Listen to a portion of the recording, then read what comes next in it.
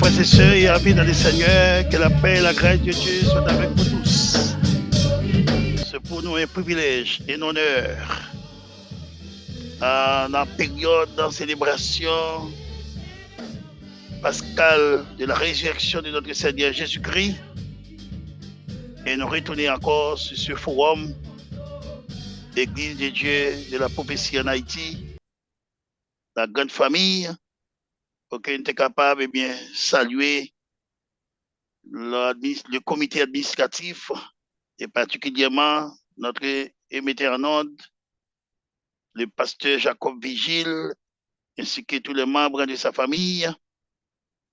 Nous profitons de l'occasion pour saluer aussi les autres animateurs, le pasteur Jean Anoïs, le pasteur Clifford Menardi, le pasteur Pierre-Richard Mirand, le pasteur Eman Tubisson, le pasteur Gibisson d'Orville, le pasteur Sylvain Gabriel, pasteur Jean-Lionel Chéry et le pasteur Jacob Vigile, le bishop Smith Guillaume, le chairman du comité directoire et tout ça qui est vraiment animé forum là, qui toujours quitté bien allumé, sans omettre le frère Lolo, qui a toujours défoncé pour travailler ça capable d'aller vers l'avant, en étroite collaboration avec son père bien-aimé.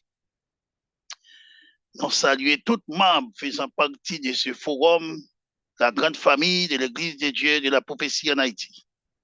Nous saisissons l'occasion pour saluer aussi ma famille, ma très chère épouse, Madame Edette Séné. Nous saluons aussi mes trois filles, Guidalia, Christelle, qui vient de célébrer son 20e anniversaire dimanche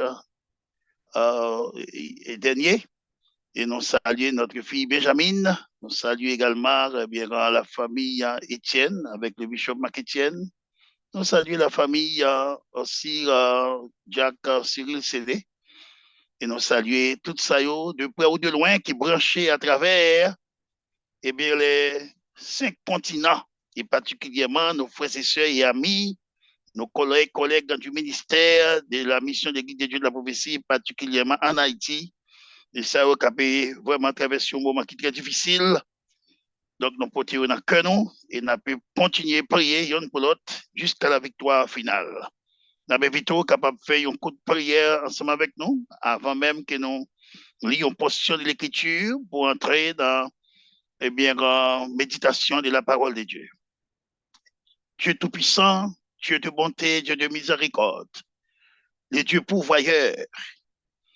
Oh, nous bénissons Seigneur de façon spéciale pour ton amour, oh, qui dépassait les frontières, qui dépassait l'univers, qui dépassait les cosmos.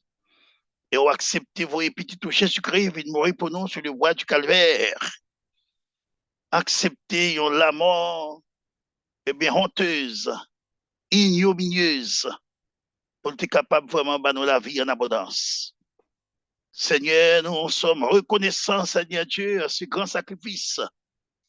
Pour consentir, voyez, petit garçon, Seigneur Dieu, comme les souverains sacrificateurs, comme les sacrifices vivants, et comme Seigneur, notre substitut, notre rédempteur, notre sauveur, notre Seigneur.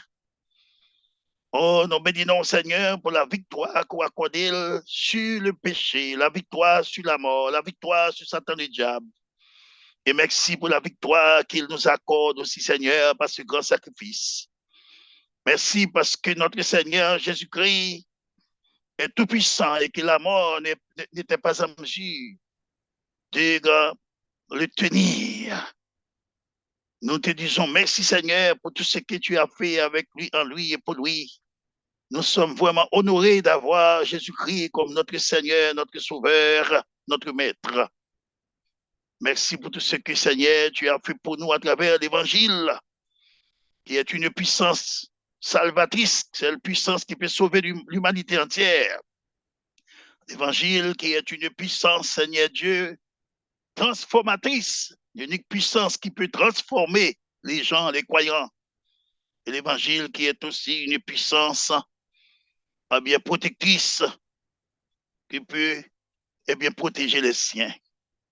Nous te disons merci Seigneur pour tous ceux, toutes celles qui sont malades à l'hôpital, à domicile, un peu partout. Merci pour l'épouse du pasteur Bishop Smith Guillaume pour permettre d'exercer. Nous te disons merci Seigneur pour la réponse accordée à nos prières. Nous te prions aussi Seigneur pour le diacre Wilfrid Louis qui est encore hospitalisé. Nous te demandons, Seigneur, de continuer à faire ton intervention de façon magistrale en sa faveur pour les membres de sa famille et pour les frères et sœurs de son Église, y compris, Seigneur Dieu, le pasteur tutélaire, le pasteur Clifford Menardi. Seigneur, merci pour tous ceux, toutes celles qui, en Haïti actuellement, qui se trouvent en difficulté à cause, Seigneur, des concerts de tirs et de boulets un peu partout à travers le pays. Nous te disons merci pour la sécurité que tu les accordes et merci Seigneur Dieu pour tout ce que tu es en train de faire pour ton peuple à cause de ton Saint-Nom. Nous te disons encore une fois merci Seigneur pour cette émission. Tout ce que nous allons dire vont être dit pour ta gloire et pour ton honneur. C'est la prière que nous t'adressons, non avec du mérite personnel, mais au nom et par les mérites de ton Fils en Jésus-Christ, à qui revient la gloire, l'honneur, la louange et la magnificence au siècle des siècles. Amen. Chers frères et sœurs et amis dans le Seigneur, chers internautes, tant que nous allons faire une courte lecture tirée dans l'Évangile selon Matthieu, chapitre 28, et nous lisons les 4 premiers versets. Matthieu, chapitre 28, nous lisons les 4 premiers versets. Après le sabbat, à l'aube du premier jour de la semaine, Marie de Magdala et l'autre Marie allèrent voir le sépulcre.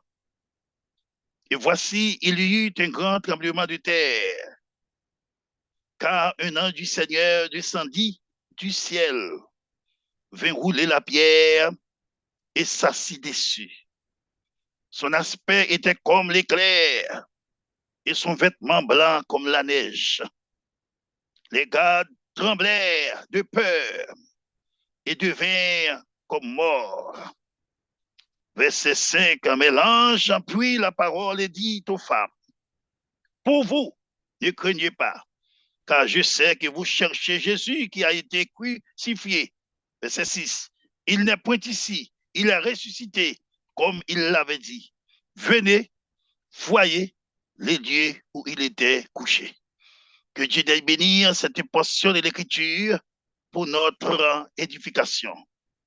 Mesdames, Mesdemoiselles et Messieurs, l'Évangile selon Matthieu présentait Jésus-Christ comme le Messie, c'est-à-dire comme le roi d'Israël. Et cet évangile est adressé aux Juifs. L'évangile selon Marc le présente comme le serviteur fidèle. Et l'évangile selon Luc le présente comme le Fils de l'homme. L'évangile selon Jean le présente comme le Fils de Dieu. Notre Seigneur Jésus-Christ est venu sur la terre pour sauver l'humanité pécheresse. Et aujourd'hui, on est en train de parler à travers le monde concernant la résurrection de Christ. Pour nous, les chrétiens authentiques, Christ était monté à la croix une fois pour toutes. Il est vivant au siècle des siècles. Malgré les Romains ont placé des gardes, mais les gardes ne pouvaient pas empêcher la résurrection de notre Seigneur Jésus-Christ, car il est écrit, il a donné sa vie parce qu'il a le pouvoir de la reprendre.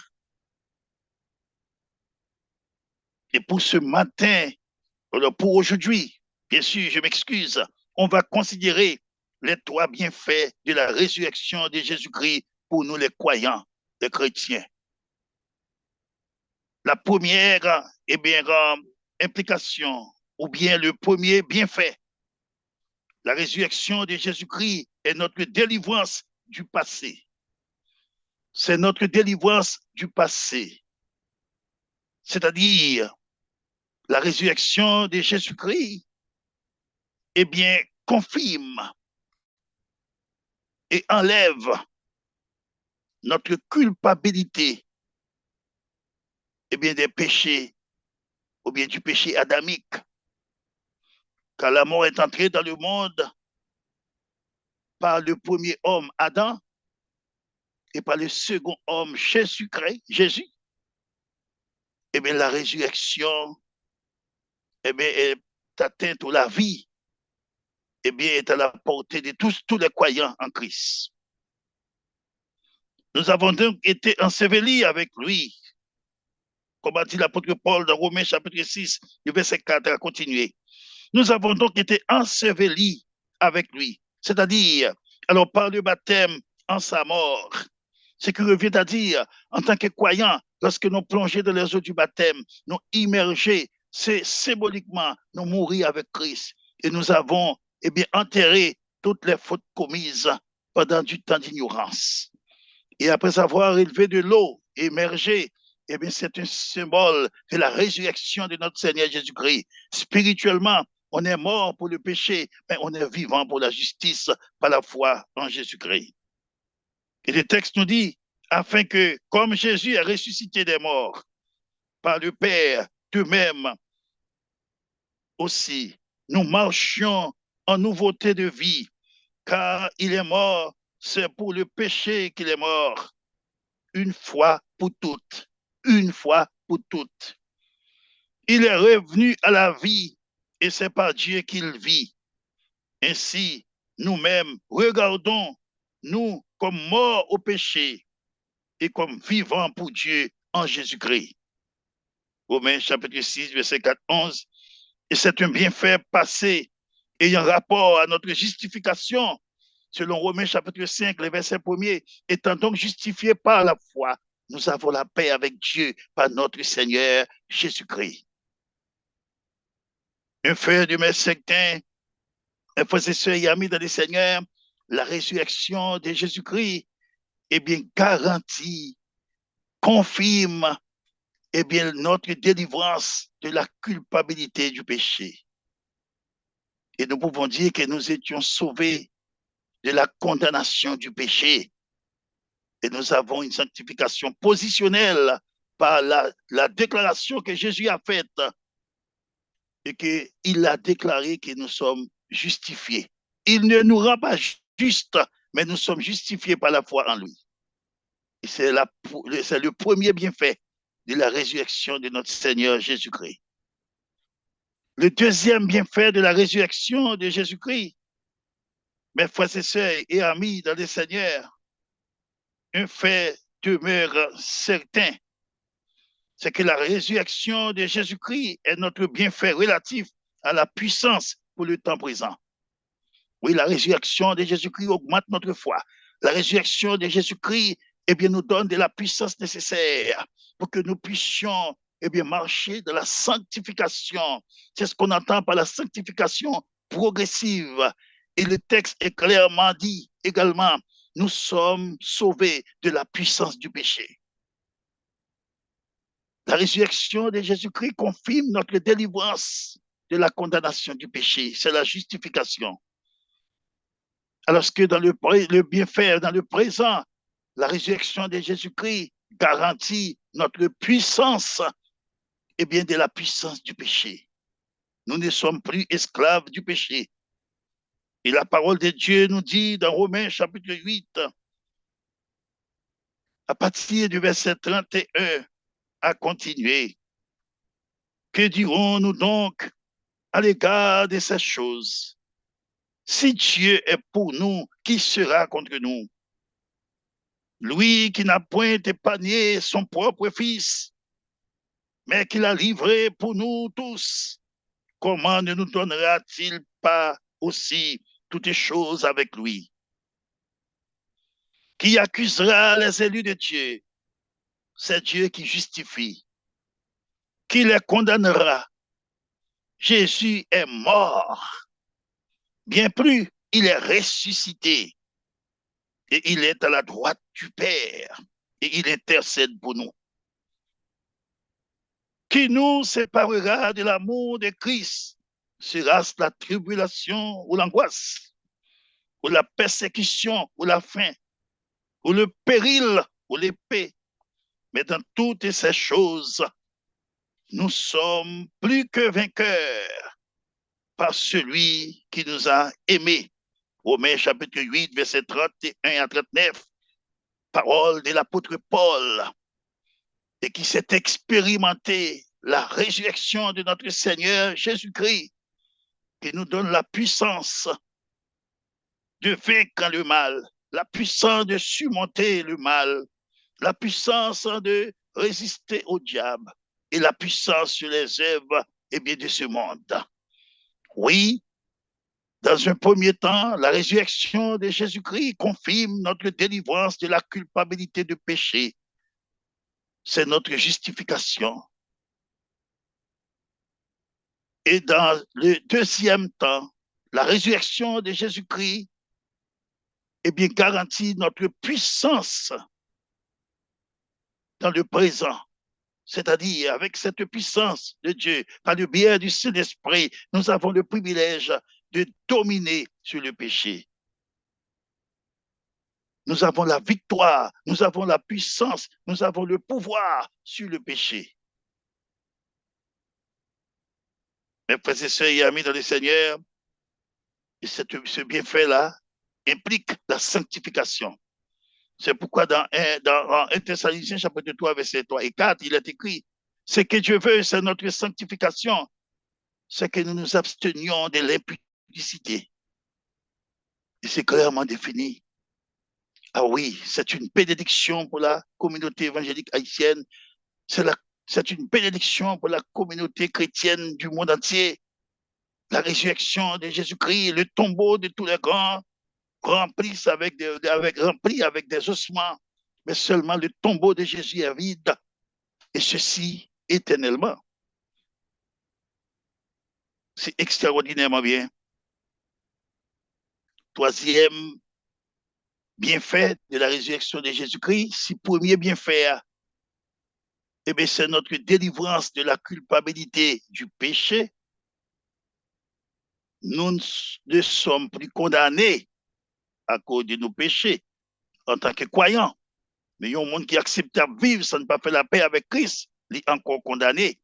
Parce que Jésus payé d'être là déjà, mais pour d'être automatique payé, pour bénéficier, il faut qu'on accepte Jésus comme sauveur, comme maître, comme Seigneur la vie. Et deuxième garantie que nous jouons, il y a nos puissance, il y a nos pouvoir sur le péché. Et troisième bienfait, la résurrection de Jésus-Christ est notre espoir pour l'avenir.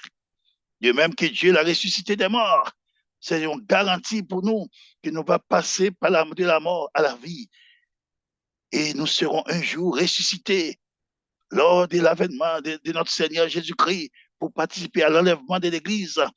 Et Thessaloniciens chapitre 4 nous explique ceci du verset 16. À un signal donné à la voix d'un archange et au son de la trompette de Dieu descendra du ciel. Les morts en Christ ressusciteront premièrement. Christ est le premier des morts. Au moment de l'enlèvement de l'Église, les morts en Christ ensuite. Nous, les chrétiens qui serons vivants, nous serons tous ensemble transformés, changés en un instant, en un clin d'œil, et together ensemble avec les saints morts à la rencontre du Seigneur dans les airs. Et ainsi, nous serons toujours avec le Seigneur. Donc, la résurrection de Jésus-Christ, comme l'a si bien dit l'apôtre Paul en Corinthiens, chapitre 15, versets 21 à 23. Car puisque la mort est venue par un homme, c'est aussi par un homme qu'est venue la résurrection des morts. Et comme tous meurent en Adam, d'eux-mêmes aussi, tous revivront en Christ, mais chacun en son rang. Christ comme prémisse, puis ceux qui appartiennent à lui lors de son avènement. Ensuite viendra la fin, quand il remettra le royaume à Dieu le Père, après avoir détruit toute domination, toute autorité, toute puissance. Car il faut qu'il règne jusqu'à ce qu'il ait mis tous les ennemis sous ses pieds, même la mort et le séjour des morts. 1 Corinthiens 15, verset 26 nous dit très clairement que le dernier ennemi qui sera détruit, c'est la mort. Gloire à Dieu, gloire à l'Éternel, à Jésus-Christ, notre divin sauveur et rédempteur, qui a fait un travail extraordinaire. Et grâce à l'Évangile, eh bien, nous sommes réellement sauvés par cette puissance. Nous sommes transformés et par cette puissance, nous avons la protection de la part de Dieu. Mes frères et sœurs et amis dans le Seigneur, à travers le monde entier, on est en train de célébrer la résurrection de Jésus-Christ. Et la grande question, est-ce que Jésus-Christ est vivant dans la vie de chacun de nous? Si les œuvres de ce monde encore en vie, non, c'est que Jésus pas ressuscité pour nous-mêmes. Parce que si le trompette a sonné, le vin de ça, on va pas sauver. Donc, il est important pour que nous soyons capables d'abord d'accepter Christ comme sauveur et maître. Et deuxièmement, pour qu'on soit capable de bien soumettre à sa volonté. Et pour qu'on soit capable de bien laisser que le Saint-Esprit imprègne la vie ou changer la vie. Et pour capable de sembler avec Christ. Donc, en résumé, la résurrection de Jésus-Christ implique les trois temps du salut. Implique les trois bienfaits que nous venons d'énumérer. C'est le bienfait du passé qui implique la justification positionnelle où on est sauvé, ou bien on était sauvé de la condamnation du péché, Romains 8 1er. Il n'y a donc maintenant aucune condamnation pour ceux qui sont dans Jésus-Christ. Et le deuxième bienfait, c'est le bienfait du présent qui implique une puissance qui nous donne la force d'être sauvés de la puissance du péché, c'est-à-dire qui implique la sanctification progressive. Hébreux 12, 14, recherchez la paix avec tous et la sanctification sans laquelle personne ne verra du Seigneur. Et enfin, la résurrection de Jésus-Christ implique notre bienfait de l'avenir, où nous serons sauvés de la présence même du péché. Et ce sera la sanctification finale que l'on appelle la glorification.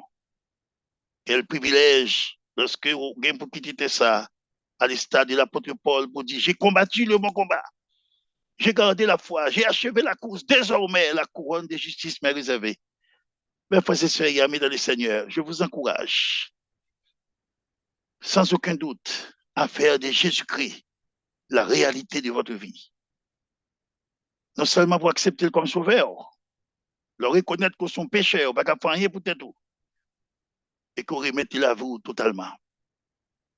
Deuxièmement, le accepter en tant que Seigneur pour qu'il soit capable de dominer, régner sur la vie. Parce qu'il est aussi notre Rédempteur et nous devons marcher en parfaite communion avec notre Seigneur Jésus-Christ pour pouvoir cet esprit qui habite en nous. Et pour que les choses anciennes peuvent être en passé et que toutes choses soient devenues nouvelles. Que le Seigneur vous bénisse, que le Seigneur vous garde, qu'il vous protège, qu'il vous guérisse, qu'il vous transforme, qu'il vous sauve et qu'il vous protège.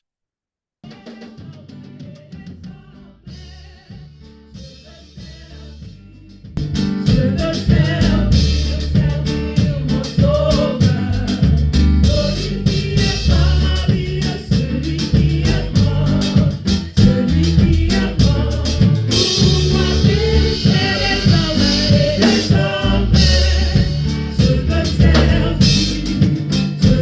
servir mon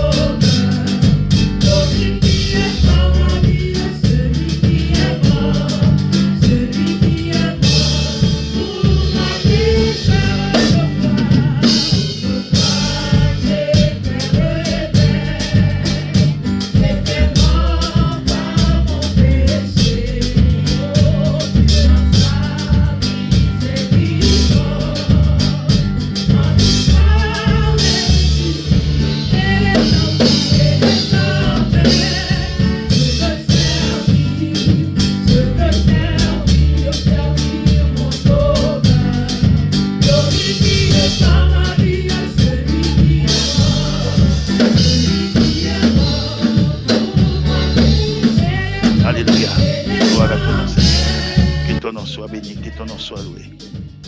À l'Éternel, la terre et ce qu'elle renferme, le monde et ce qu'il habite. Alléluia. Seigneur, nous te disons merci encore une fois pour la possibilité que tu nous accordes d'être encore sur ce podium pour méditer ta sainte parole à tes serviteurs et tes servantes. Merci Seigneur Dieu pour tous ceux, toutes celles de près ou de loin à travers les 5 continents, en Europe, en Asie, en Afrique, en Amérique, en Océanie. Et merci Seigneur à tous ceux et toutes celles qui se trouvent en Haïti à travers la Caraïbe, qui ont possibilité pour être capable de participer et bien suivre Seigneur Dieu. Et bien rémission ça, même je t'ai habitué de suivre les autres. Nous demandons au Seigneur à continuer à garder, au bénir, au pas tout côté. Et bien, aux forces nécessaires pour que le Seigneur soit capable de vivre la vie réelle de l'évangile. Et puisque Jésus était mort, il est ressuscité une fois pour toutes, il est assis à la droite de Dieu et il intercède pour nous. Nous devons mener une vie à part pour sa gloire. Et quelqu'un a dit, puisque Jésus est mort pour nous, nous devons vivre pour lui. Seigneur, nous te prions pour nos frères et sœurs faisant partie de ce forum. Nous te prions pour le comité, Seigneur, administratif gérant ce forum. Nous te prions pour nos frères et sœurs malades à l'hôpital, Seigneur Dieu, à domicile, pour ceux qui sont en prison. Nous te demandons de les visiter, Seigneur. Ceux qui sont en difficulté à cause de l'évangile, ceux qui sont en péril à l'instar de l'apôtre Paul, ceux, Seigneur, et celles qui sont bouleversés, Seigneur Dieu, à cause des difficultés rencontrées à travers les carrières missionnaires. Nous te prions, Seigneur, pour nos bishops. Nous te prions pour nos superintendants de district. Nous te prions pour nos pasteurs, et bien à travers le pays, à travers le monde entier, et particulièrement ceux qui sont en Haïti, qui sont en difficulté, et bien l'église n'est pas capable de fonctionner comme ça doit. Seigneur, les fidèles ne peuvent pas faire des déplacements comme à l'ordinaire pour venir à l'église, parce qu'un peu partout, il y a des obstacles. Nous te disons merci, Seigneur, pour la protection accordée à chacun d'eux. Nous te prions, Père Saint-Dieu, pour nos 20 districts à travers le pays, le district du Nord et Nord-Est, district du Nord-Ouest, avec le pasteur Delva Saint-Louis et le pasteur Seigneur Dieu Lionel Domélis. Nous te prions, Père Saint, pour le bishop, Joseph Edites Morvan, notre doyen d'âge, et ses collaborateurs immédiats. Le district, Seigneur Dieu, de Pierre Seguino, Montrouy, district de la Caillet. Nous te prions pour le district de la Petite Rivière de la Tibonite, avec le pasteur Angé Bissot d'Orville. Nous te prions pour le district de Deschapelles, Seigneur, avec le pasteur Jelites Léo et tous les ouvriers, tous les collaborateurs immédiats, les responsables des secteurs auxiliaires. Nous te demandons, Seigneur, de les bénir, de les garder. Nous te prions, Seigneur Dieu, pour le district, Seigneur Dieu, de Baudary, avec le pasteur Sylvain Gabriel. Nous te demandons, Seigneur, de bénir cette région qui se révèle déjà très difficile. Nos frères et sœurs, les prédicateurs, les pasteurs, les évangélistes. Nous te prions pour le district de la plaine du cul-de-sac et des 15 corps oubliants. Après les 2 pas de ton serviteur, Seigneur, il y a un vide incommensurable. Nous te demandons d'encourager les autres leaders, pasteurs, évangélistes, diacres, les responsables des secteurs auxiliaires, partout où ils se trouvent à travers la plaine du cul-de-sac, au Kinskoff, les membres du comité gérant, Seigneur Dieu, cet intérimaire. Nous te demandons de les bénir, de les garder. Nous te prions, Seigneur, pour le district de Sud-Est, à Jacmel, avec le pasteur Emmanuel Dubuisson, Seigneur, de visiter ton serviteur et permettre, Seigneur, qu'il puisse avoir de la force nécessaire en vue de continuer la course jusqu'à la victoire finale. Nous te demandons, Seigneur, de lui doter d'une santé robuste et pour tous les membres de sa famille. Nous te prions pour le district de Léogane avec le pasteur Jean-Lionel Chéry. Seigneur, bénis les autres leaders et collaborateurs qui travaillent en étroite collaboration avec lui. Nous profitons de l'occasion, Seigneur, pour te prier pour les enfants de l'orphelinat Saïra Léogane, les leadership team, on va garder et protéger au Seigneur. Nous prions pour le district de Gangouave, avec les pasteurs, Seigneur Dieu, Septimus Pierre-Paul, les autres collaborateurs. Nous te demandons de les garder et protéger, les pasteurs Jean et Seigneur Dieu, Simon Attis. Et nous te prions pour les autres ouvriers de ce district. Nous te prions pour le district, Seigneur Dieu, de Côte-des-Fers, avec le pasteur Jésus Sévélis, les autres ouvriers, de les visiter, les garder. Le district, Seigneur, de Miragouane, avec le bishop Jean-Robert Joseph, les districts de Vieux-Boudaquin, districts de Bagadère. Nous te demandons, Seigneur, de les visiter, de les garder, de les protéger. Comment ne pas prier pour notre frère, Seigneur Dieu, notre ami, notre collaborateur, le pasteur Jonas Saint-Éus, Seigneur. Nous te demandons de bien vouloir l'aider, de bien vouloir lui garder, ainsi que les membres de sa famille. Nous te prions pour le district, Seigneur Dieu, et bien des cailles avec l'infatigable Jean, Anoïs Jean, son épouse, Seigneur, un toucher spécial pour son épouse, ses collaborateurs immédiats, et bien, Madame la révérende, Seigneur Dieu, Rosnis, et bien, Sermeille, Cécilaire, d'aide garder cette vaillante soldate, les autres ministres, Seigneur, du district, et bien, des cailles. Nous te prions pour le district de Grandance, Jérémie, avec le pasteur Jean-Bishop Jean-Robert Joseph, le pasteur Seigneur Dieu, Dory Roosevelt, et bien, et tant d'autres en Richard, et bien, qui se mettent, et bien, d'un seul cœur, d'un seul esprit, d'une seule âme pour l'avancement de ton œuvre. Comment ne pas prier, Seigneur Dieu, pour discuter de la cahier. Nous te demandons de visiter, Seigneur Dieu, tes serviteurs et le pasteur Rémi Casimir, protéger, serviteurs, cacher, couvrir, et bien, aux forces nécessaires pour continuer le combat ça. District pas au point, Seigneur. Nous te prions pour nos pasteurs. Nous te prions, Seigneur, pour nos évangélistes Jacques et les responsables des secteurs auxiliaires. Comment ne pas prier pour nos secrétaires nationaux, Seigneur, partout où ils se trouvent, de les bénir, les garder, les protéger, ainsi que les membres de leur famille, Seigneur. Nous te prions pour la consolation, Seigneur, de ces deux bien-aimés de l'Église centrale, la sœur Dieu mise, Seigneur Février, qui est partie pour l'éternité. Nous te demandons de consoler son mari, de consoler, Seigneur Dieu, et bien sa mère. En janvier, elle a perdu son père. Et maintenant, Seigneur, elle est partie pour l'éternité, toute enceinte. Nous te demandons de consoler les membres de cette famille. L'autre sœur, Seigneur Dieu de l'Église, également, qui était malade et qui nous devance, bénir sa famille, son mari et son entourage.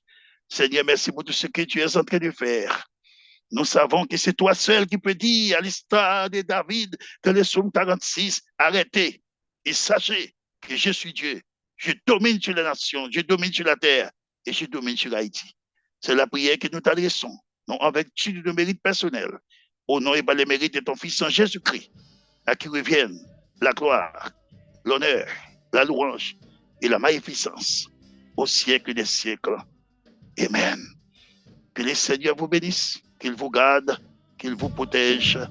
Encore une fois, joyeuse Pâques, et je vous encourage à mener le bon combat de la foi jusqu'à la victoire finale. C'était la voix de votre frère, votre serviteur, Bishop Jean-Claude Doléa. Merci.